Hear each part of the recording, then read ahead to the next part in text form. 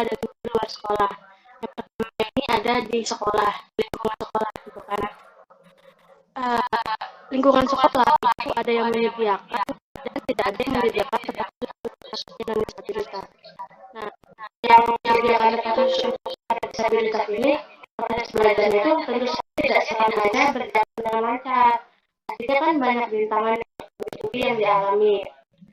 Terus dibutuhkan pula pengajar yang khusus kehadiran seseorang guna membantu, mengarahkan, membimbing, dan memberikan petunjuk yang lebih detail kepada anak-anak penyandang disabilitas menuju jalan yang benar.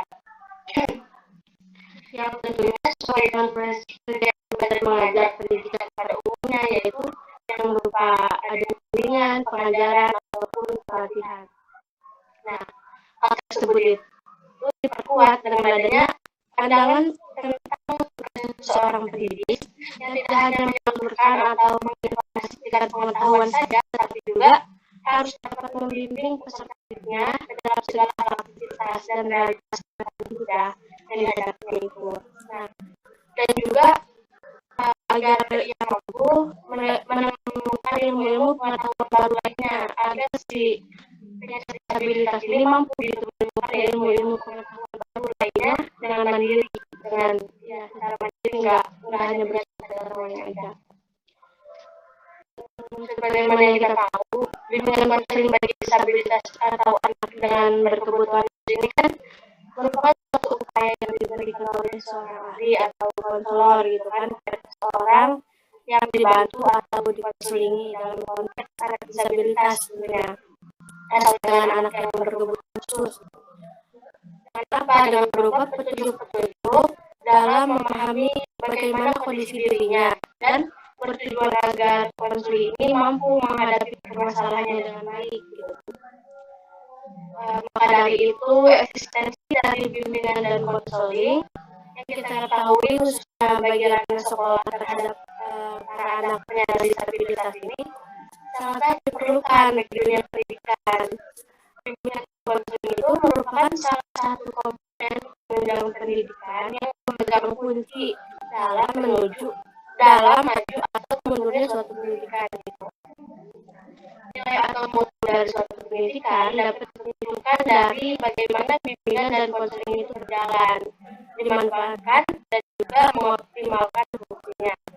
Nah, jenis-jenis layanan bimbingan dan konseling yang dapat diberikan bagi anak disabilitas di lingkungan sekolah itu diantaranya ada layanan individu, layanan bimbingan belajar, dan juga layanan bimbingan karir. Terus metode pembelajaran yang biasa diberikan bagi anak yang berkebutuhan khusus itu ada namanya communication, task analysis, direct instruction, dan juga prompt. Next. Nah, untuk layanan yang ada di luar sekolah itu begini. Ada hal yang perlu diperhatikan untuk menempuh karir seorang anak yang cacat fisik atau mental dalam perkembangannya. Itu adanya dengan memberikan layanan konseling karir yang tepat dengan memperhatikan dan mempertimbangkan segala kelebihan dan kekurangan yang dimiliki klien atau penyandang disabilitas tersebut. Karena pada dasarnya, tantangan yang selalu menghadang saja faktor pendukung yang bisa ditemukan. Dari situ, peran konselor dalam pelayanan ini lebih pada mengembangkan segala kelebihan yang ada pada klien disabilitas tersebut dan membawanya ke arah yang lebih baik. Walaupun demikian, tetap saja semuanya tergantung pada klien penyandang disabilitas tersebut dalam memandang dan menilai proses perjalanan yang dilakukan dalam usahanya demi terakhir kesuksesan karirnya tersebut. Asumsi penting yang harus dipegang teguh oleh seorang konselor saat melakukan pelayanan bimbingan konseling bagi para penyandang disabilitas ini menurut Kang Liono pada tahun 2005. Yang pertama itu konselor perlu menganggap adanya pelayanan atau bimbingan tersebut sebagai tonggak dalam tujuan bagi konselor seumur hidup. Yang kedua, pelayanan dan bimbingan tersebut kebutuhan bagi keadilan setiap orang.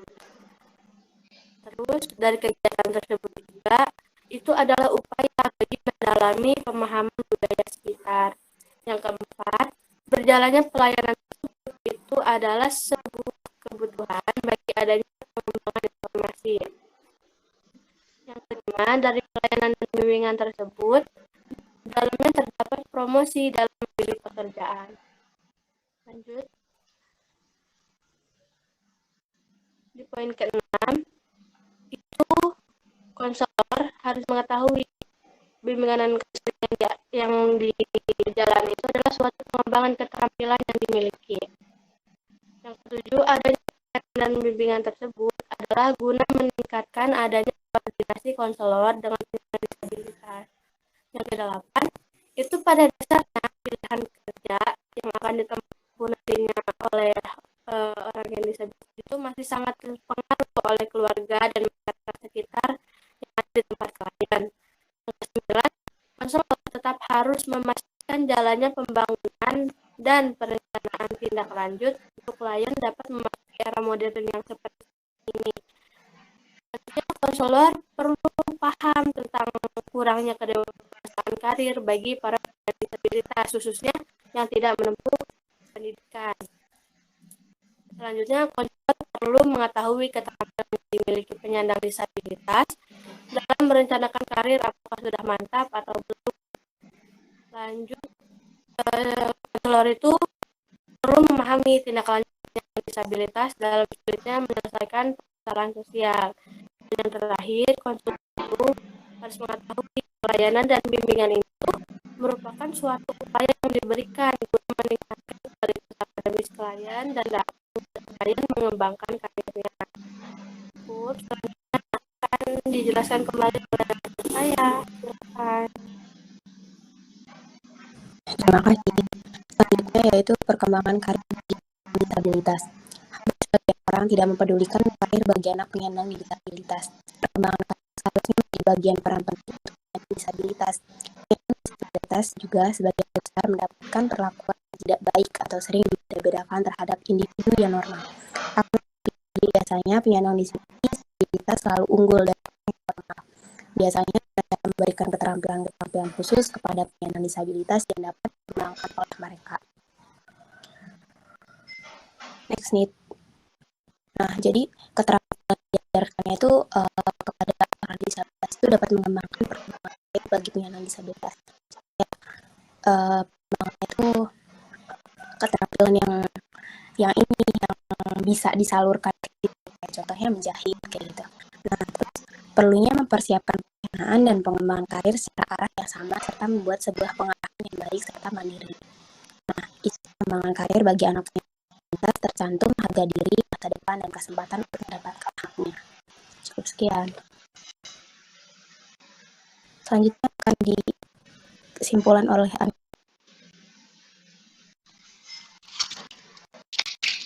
Ya baik, terima kasih untuk para penyaji sudah menjelaskan dari penyandang disabilitas.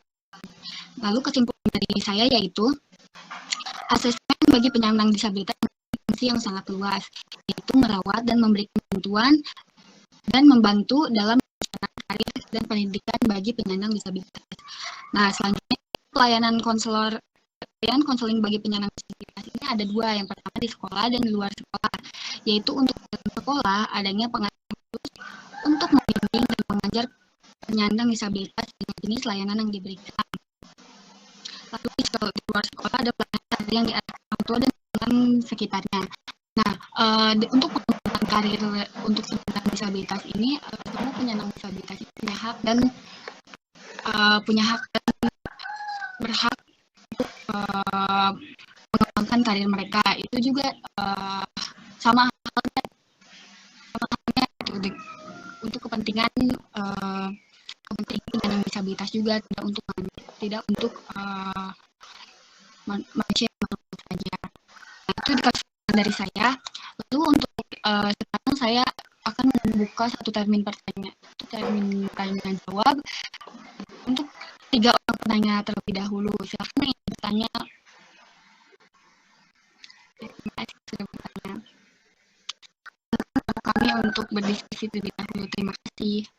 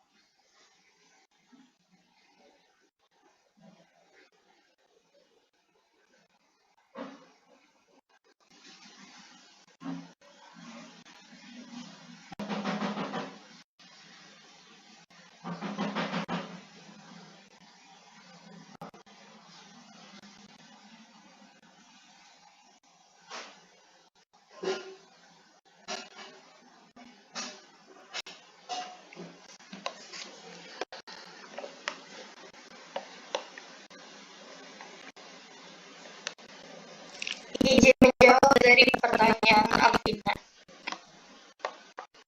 Apa perbedaan layanan konseling di sekolah dan dengan luar sekolah? Terima kasih. Di sekolah itu dia lebih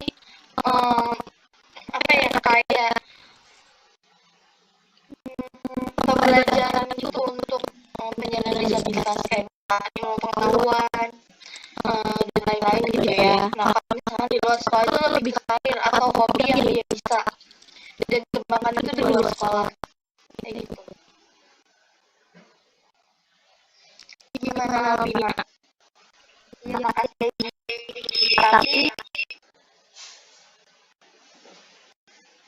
Tapi sekolah itu ada bimbingan karir juga nggak?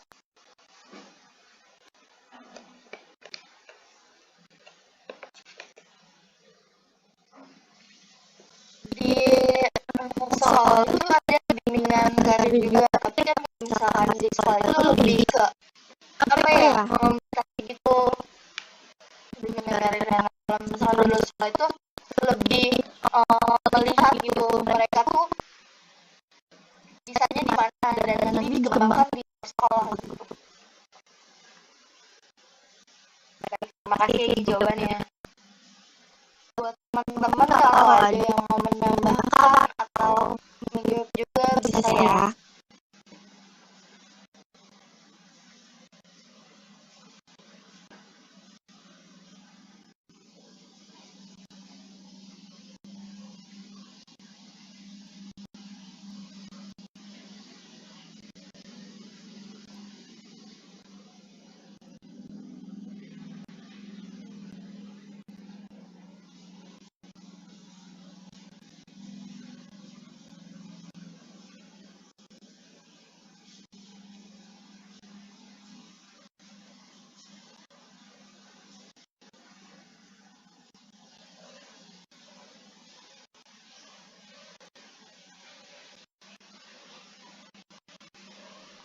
baik. Kalau misalkan ada yang mau menambahkan, Safa mau jawab pertanyaan dari tiga.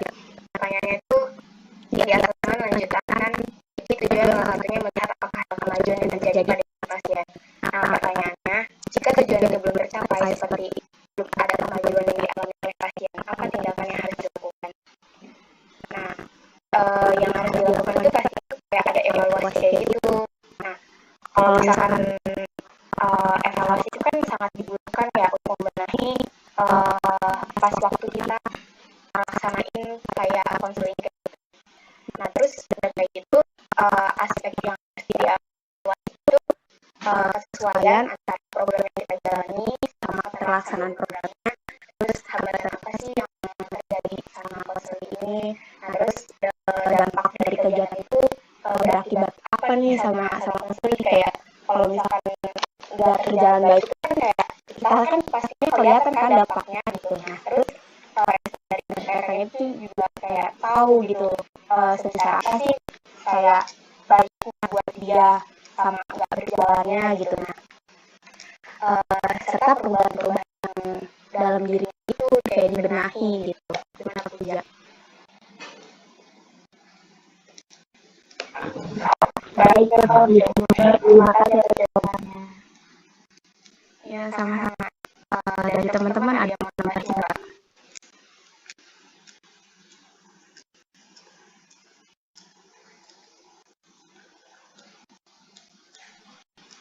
Kalau tidak ada yang menambahkan, saya ingin menjawab pertanyaan. Pertanyaannya, apa perlu adanya asesmen bagi anak disabilitas?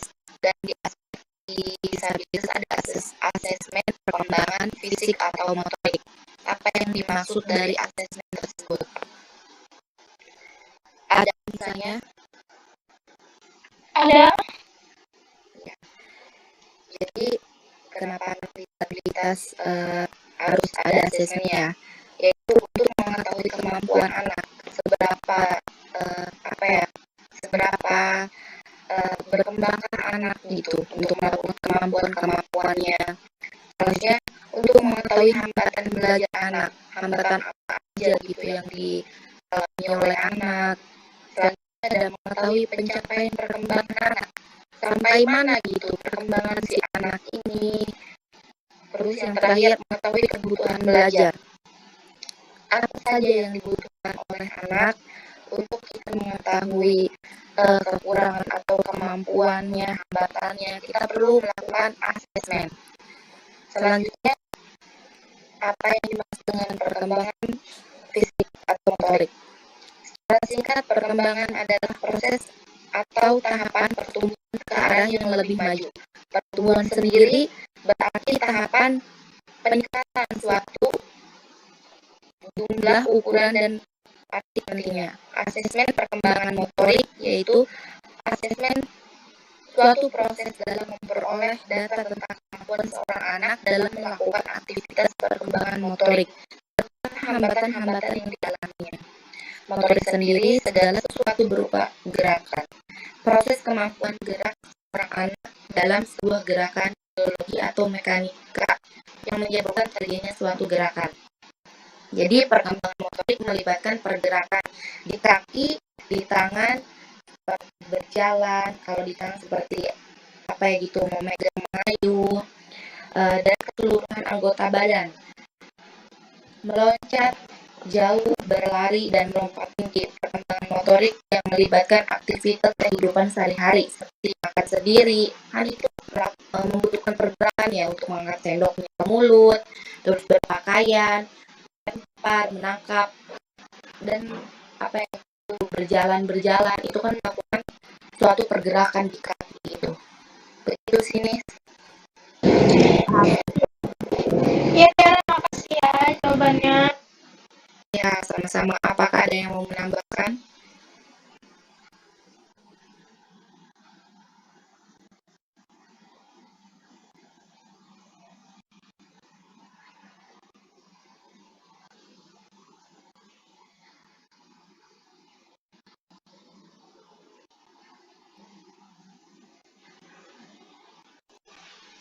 Mungkin tidak ada yang mau ada pertanyaan dari Lisa bertanya, pada asumsi yang harus dipegang teguh oleh konselor menurut Mariono, layanan dan bimbingan tersebut adalah kebutuhan bagi keadilan setiap orang. Pertanyaannya yang keadilan itu seperti apa? Nah, namanya keadilan itu kan harus mensamaratakan, harus apa ya, memberikan sesuai dengan kebutuhannya gitu.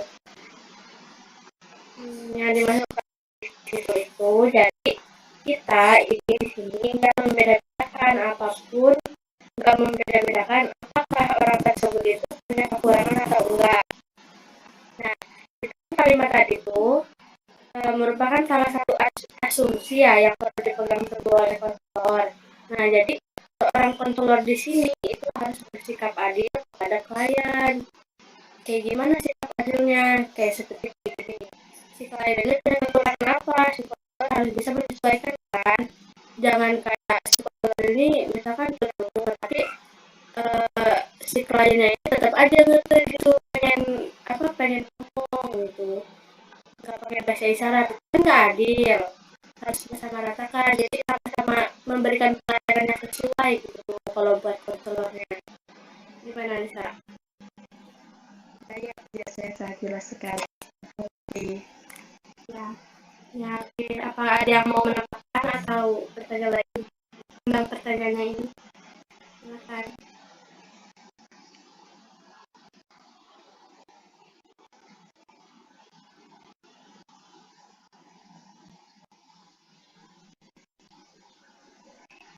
Oke, jika belum ada yang ingin menambahkan atau bertanya kembali, saya jawab pertanyaan dari Lani dan Tia. Pertanyaannya yaitu, jika misalkan di lingkungan kalian ada penyandang disabilitas, dia disekolahkan di sekolah biasa dan ibunya selalu mendukung dan mengarahkan anaknya. Tapi jika sedang marah, ibu tidak dapat menahan emosi dan mengatai kasar terhadap anak tersebut. Nah, itu kan tidak bagus buat anaknya. Pertanyaannya, jika kalian tetangganya, bagaimana kalian akan menyikapinya? Terima kasih. Nah, ini tuh ini tuh tergantung dari anaknya sendiri dan keadaan pengertian atau pemahaman dari ibunya tersebut. Misalnya kalau keadaan disabilitas memang nggak terlalu parah dan masih bisa disekolahkan di sekolah dan anaknya mampu, itu menurut saya nggak apa-apa gitu. Kalau misalnya nggak mampu gitu, kita sebagai tetangganya sih, kita kan cuma bisa lihat dari luar aja ya. Mungkin kalau kita jadi tetangganya dan cukup dekat dengan ibunya itu, kita bisa mendekatinya gitu, approaching kepada ibunya untuk kayak ngasih pengertian, tapi pelan-pelan aja, tidak dengan cara yang menghakimi kayak lu jangan kayak gitu, itu tuh salah gitu. Bisa jadi ibunya ini nggak tahu gitu loh gimana cara buat memperlakukan anaknya yang dari penyandang disabilitas ini gitu kan. Bisa aja ibunya ini bisa menerima nasihat dari tetangganya gitu, dari kita tetangganya, bisa aja nggak menerima. Kita yang bisa kita lakukan itu yang pertama ya memberi tahu gitu, tapi dengan tidak menghakimi gitu. Kalau misalnya ibunya ini bebal gitu kan, itu sebenarnya di luar kuasa kita jadi tetangga ya kan, karena kita cuma tetangga aja gitu. Kita nggak tahu kesulitan apa lagi yang ibu rasakan gitu kan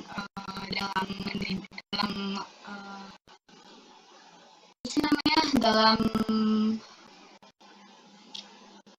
mengasuh anaknya gitu kan. Bisa jadi dia punya kesulitannya tersendiri gitu.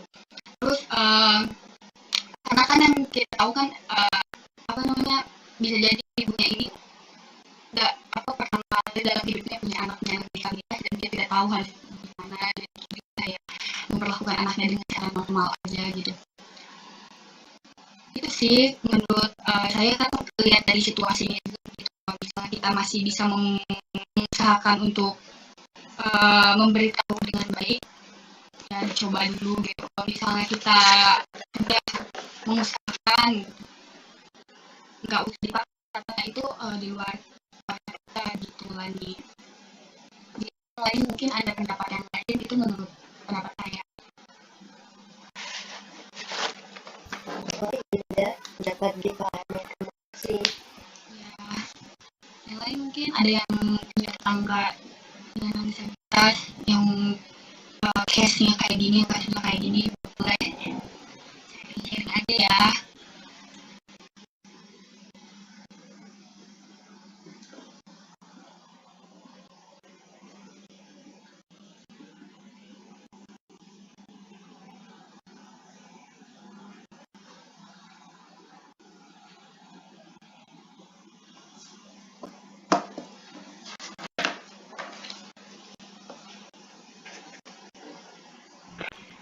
Izin menambahkan nggak?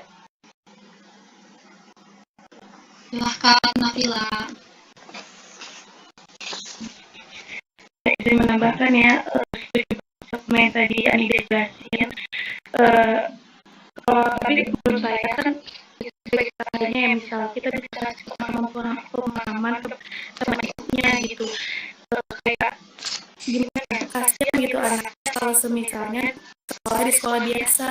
Mungkin emang si ibu pasti mendukung ya anaknya, kayak gimana cara nangis saat itu bisa mendukung anaknya sekolah di sekolah biasa gitu. Nah, cuma balik lagi kita kan tidak tahu penuh gimana anak menjalani sekolah itu gitu kan. Mungkin bisa menyarankan untuk ibunya masukin anaknya atau di sekolah inklusif gitu. Kalau emang gak mau sekolah PSH gitu. Kan kalau misalnya di sekolah inklusif itu pasti ada campur kan, ada anak biasa gitu, ada anak disabilitas. Nah mungkin dengan bersekolah di sekolah inklusif gimana ya,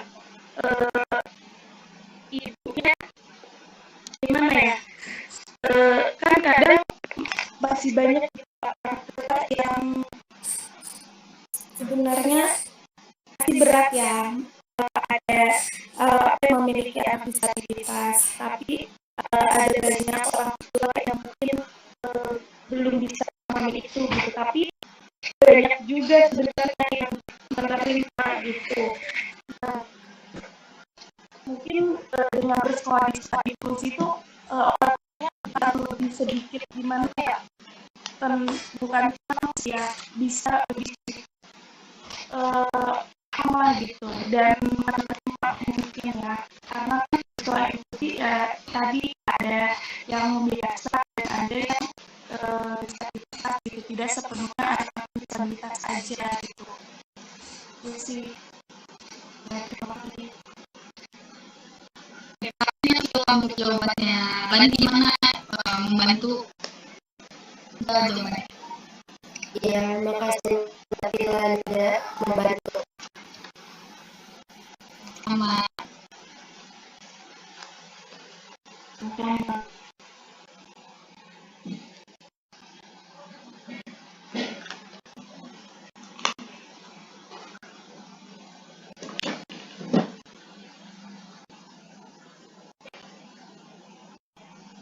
Jika ada yang mau nambahin, siapa mau jawab pertanyaan dari Mayro? Gimana caranya menekan apakah sama antara difabel dan disabilitas?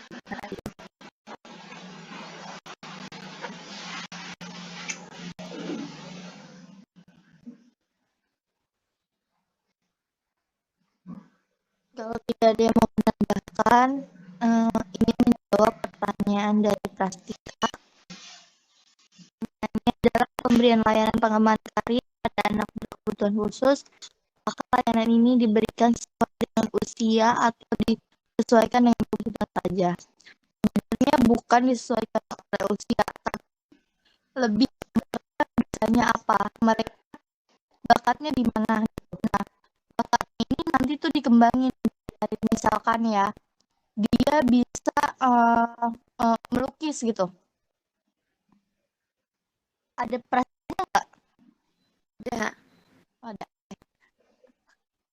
Lebih suka melukis misalkan. Nah, nanti itu dikembangkan menjadi menariknya mereka gitu, Prastika. Ya, paham. Makasih ya, Gi. Iya, Prastika. Sama-sama. Buat teman-teman yang ingin menambahkan, boleh. Izin menambahkan ya dikit, ini pendapat aja. Kan pertanyaan ini, apakah layanan ini disesuaikan dengan usianya atau disesuaikan dengan kebutuhannya? Nambahin di Egi ya, untuk usia anak kecil gitu ya, misalnya dari SD gitu kan, itu biasanya lebih fokus pencarian bakat mereka gitu. Kan kata Egi tadi misalnya apa nih anaknya, ketika di usia dia tersebut ya, mereka kena SD itu fokusnya ke pencarian bakatnya apa, mereka di explore dulu nih kalian bisanya apa. Nah ketika sudah ditemukan bakatnya, baru ada perkembangan karir. Oh anak ini nyanyi, jadi dikembangin karirnya tuh nyanyi gitu. Terus misalnya melukis, kembangin gitu, melukis gitu, disesuaikan dengan usianya. Kalau menurut saya pastikan. Gimana? Iya, ya, paham. Ya, terima kasih.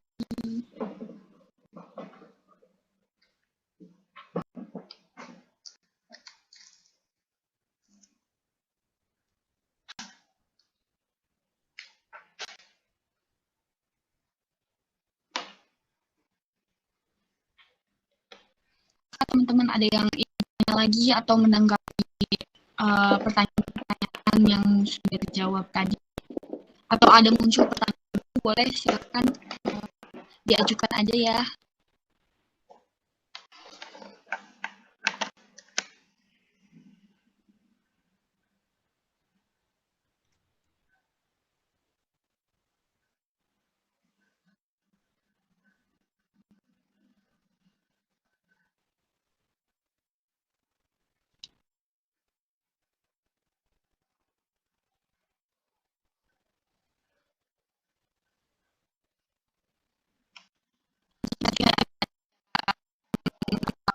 Kembali presentasi kali ini bicara. Terima kasih.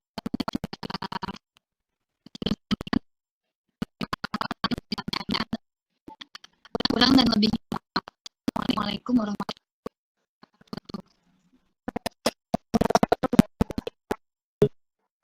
wabarakatuh. Sebelumnya udah